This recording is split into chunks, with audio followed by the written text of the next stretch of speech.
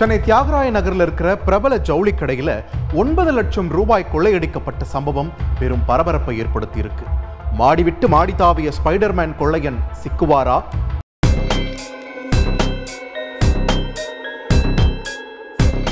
கோவையில் பிரபல நகைக்கடைக்குள் இரவோடு இரவாக இறங்கி தங்கம், வெள்ளி, பிளாட்டினம் நகைகள் கொள்ளையடிக்கப்பட்ட சம்பவத்தை அவ்வளவு எளிதில் யாரும் மறந்திருக்க மாட்டோம்.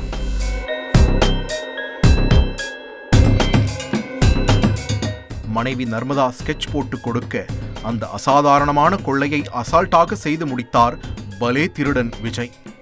ஏசி வெண்டிலேட்டர் வழியாக ஃப்ளோருக்குள் குதித்து கடையை சூறையாடினார்.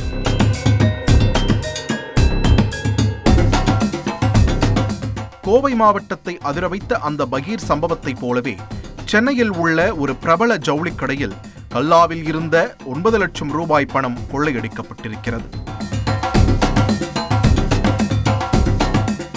கோவையைப் போலவே இங்கும் ஏசி வெண்டிலேட்டர் வழியாக கடைக்குள் புகுந்து பணத்தை அபை செய்திருக்கிறார்கள். சென்னை தியாகராய நகர் நாகேஸ்வரா சாலையில் அமைந்துள்ளது பிரபல ஜவுளி நிறுவனம். இந்த கடைக்கு தினமும் ஏராளமான வாடிக்கையாளர்கள் வந்து செல்வார்கள். இந்த நிலையில்தான் சம்பவத்தன்று வியாபாரம் முடிந்து கடையை பூட்டிவிட்டு சென்ற ஊழியர்கள் மறுநாள் காலையில் வழக்கம் போல கடையை திறந்துள்ளனர். 4வது மாடிக்கு சென்றபோது ஃபால் சீலிங் உடைக்கப்பட்டு கடையே அலங்கோலமாக கிடந்திருக்கிறது. உடனே கல்லாப்பெட்டியை சோதனை செய்திருக்கிறார்கள். அங்குதான் அவர்களுக்கு காத்திருந்தது பெரும் அதிர்ச்சி.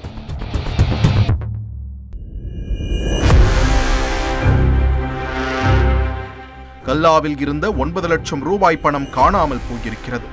அடுத்த கணமே கடையின் காசாளர் அஜித் மாம்பலம் போலீசாரிடம் புகார் கொடுத்திருக்கிறார்.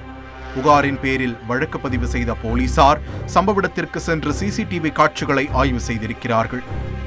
அதில் 2 மர்ம நபர்கள் சினிமா பாணியில் பின்வழியாக குமரன் சில்க்ஸ் கட்டடத்திற்குள் புகுந்து கல்லாப்பெட்டியில் இருந்து 9 லட்சம் ரூபாய் பணத்தை கொள்ளையடித்ததை உறுதி செய்தனர். இவர்கள் எப்படி கடையின் உள் நுழைந்தார்கள்?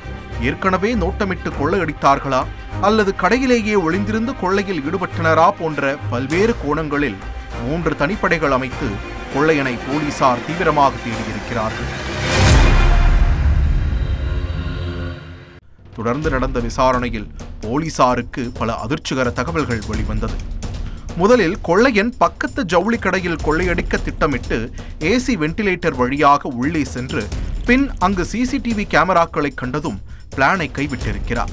அதனைத் தொடர்ந்து பக்கத்து மாடிக்கு தாவி இந்த கடையின் 4வது மாடி ஃபால் சீலிங்கை உடைத்து ஏசி வெண்டிலேட்டர் வழியாக உள்ளே சென்று பணத்தை கொள்ளையடித்திருக்க வேண்டும் என்று போலீசார் தரப்பில் சொல்லப்படுகிறது. குறிப்பாக கடை மூடும் போது மெயின் ஸ்விட்ச் ஆஃப் செய்துவிட்டு சென்றதால் சிசிடிவி கேமராக்கள் செயல்படாமல் போயிருக்கிறது. இதனை தெரிந்து கொண்டே கொள்ளையன் எளிதாக இந்த சம்பவத்தை அரங்கேற்றியிருப்பதாக போலீசார் கூறுகின்றனர்.